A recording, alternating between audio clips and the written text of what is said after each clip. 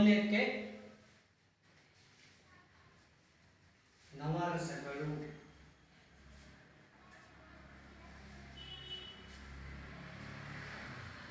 ಸನ್ನಿವೇಶದ ತಕ್ಕಂತೆ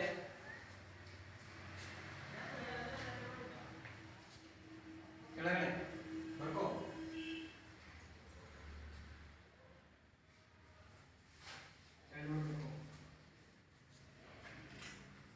ಸನ್ನಿವೇಶದ ತಕ್ಕಂತೆ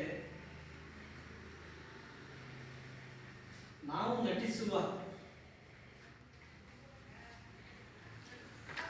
ನಮ್ಮಲ್ಲಿರುವ ಭಾವನೆಗಳು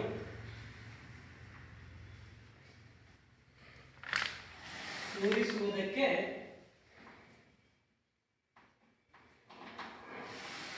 ನವರಸಗಳು ಇರುತ್ತವೆ.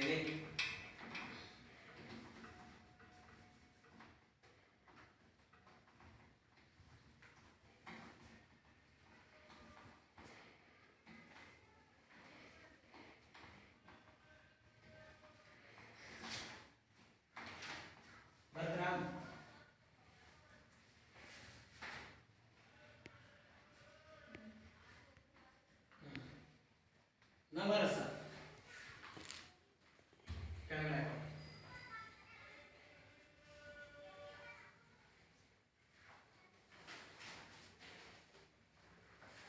ಹಾಸ್ಯ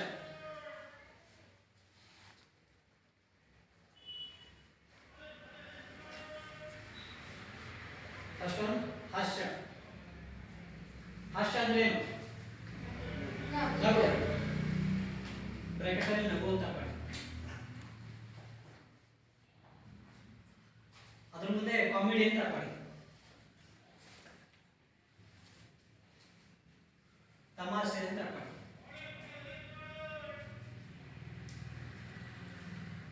ಜೋಕು ಅಂತ ಮಾಡಿ.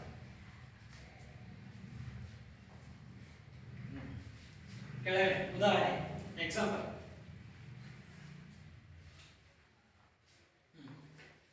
ಯಾವ ಆಕ್ಟರ್ಗೆ ಹೋಲಿಸ್ತೀವಿ? ಈಗ ತುಂಬಾ ಕಾಮಿಡಿ ಮಾಡ್ತಾರೆ. ಯಾರು? ಜಗ್ಗೇಶ್ ಸರ್ ಅಲ್ವಾ? ತುಂಬಾ ಕಾಮಿಡಿ ಮಾಡ್ತಾರೆ. ಪ್ರತಿಯೊಂದು ಸಿನಿಮಾದಲ್ಲಿ ಅವರಿಗೆ ಒಂದು ಹಾಸ್ಯನ ಪಾತ್ರ ಕೊಡ್ತಾರೆ. ಯಾಕೆ ಅವರಿಗೆ ಕೊಡ್ತಾರೆ? ಚೆನ್ನಾಗಿ ಕಾಮಿಡಿ ಮಾಡ್ತಾರೆ. ಅವರು ಅದು ಒಂದೇ ರಸದ ಮೇಲೆ ಡಿಪೆಂಡ್ ಆಗಿದ್ದಾರೆ ಅಲ್ವಾ? ಅವರಲ್ಲಿ ನವರಸಗಳಿದೆ.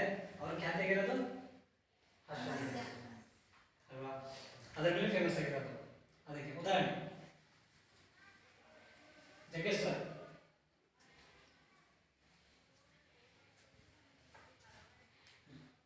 ಆಮೇಲೆ ಚಿಕ್ಕಣ್ಣ ಅವರು ತುಂಬಾ ಸಿನಿಮಾ ಮಾಡಿದ್ದಾರೆ ಅಲ್ವಾ? ಎಲ್ಲ ಸಿನಿಮಾದಲ್ಲಿ ಅವರಿಗೆ ಕಾಮಿಡಿಯಾಗಿನೇ ಕೊಟ್ಟವ್ರೆ. ಯಾವ್ದಾದ್ರು ಸೀರಿಯಸ್ ಆಗಿ ಮಾಡಿದ್ರ? ಇಲ್ಲ ಹೀರೋಯಿಸಮ್ ಮಾಡಿದ್ರ? ರೌಡಿಸಮ್ ಮಾಡಿದ್ರ? ಇಲ್ಲ. ಏನ್ ಮಾಡಿದ್ರು? ಕಾಮಿಡಿಯಾಗಿ ಮಾಡ್ತಾರೆ. ಯಾಕೆ ಮಾಡ್ತಾರೆ? ಅವರಲ್ಲಿ ನಗು ಅನ್ನೋದಿದೆ, ಒಂದು ತಮಾಷೆ ಮಾಡೋದು ಅನ್ನೋದು ಇದೆ. ಆ ಥರ ಒಂದು ಛಲ ಇದೆ ಅವ್ರ ಹತ್ರ. ಅಂದರೆ ಅವರಿಗೆ ಅದೇ ಆದ ಒಂದು ಬಿರುದು, ಅದೇ ಆದ ಒಂದು ರಸವನ್ನು ಅಳವಡಿಸ್ಕೊಂಡಿದ್ದಾರೆ. ಕರೆಕ್ಟಾ? ಚಿಕ್ಕಣ್ಣ ಅಂತ ತಕೊಂಡು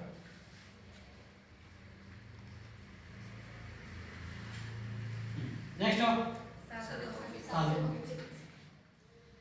ಸಾಧಕ್ ಹೋಗಿದ್ ಸರ್ ಅಂದಾಗ ಅವ್ರು ಕಾಮಿಡಿನೂ ಮಾಡಿದ್ದಾರೆ, ದುಃಖದಲ್ಲೂ ಮಾಡಿದ್ದಾರೆ, ಒಂದು ಎಮೋಷನ್ ತೋರಿಸಿದ್ದಾರೆ, ಅವರು ವಿಲನ್ನು ಮಾಡಿದ್ದಾರೆ, ಎಲ್ಲ ಥರನೂ ಮಾಡಿದ್ದಾರೆ. ಆದ್ರೆ ಜಾಸ್ತಿ ಖ್ಯಾತಿ ಆಗಿರೋದು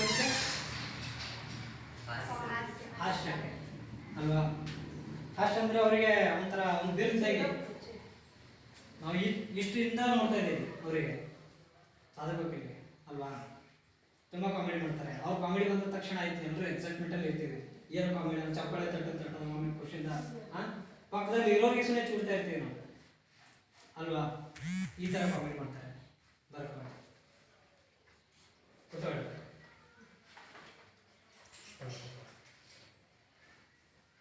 ಆಮೇಲೆ ಸೆಕೆಂಡ್ ಬರ್ಕೋ ಏನು ಆಶಾ ಅಂತ ಬರ್ಕೋ. ಎಲ್ಲೋಗಿದ್ದೆ ನೀನು?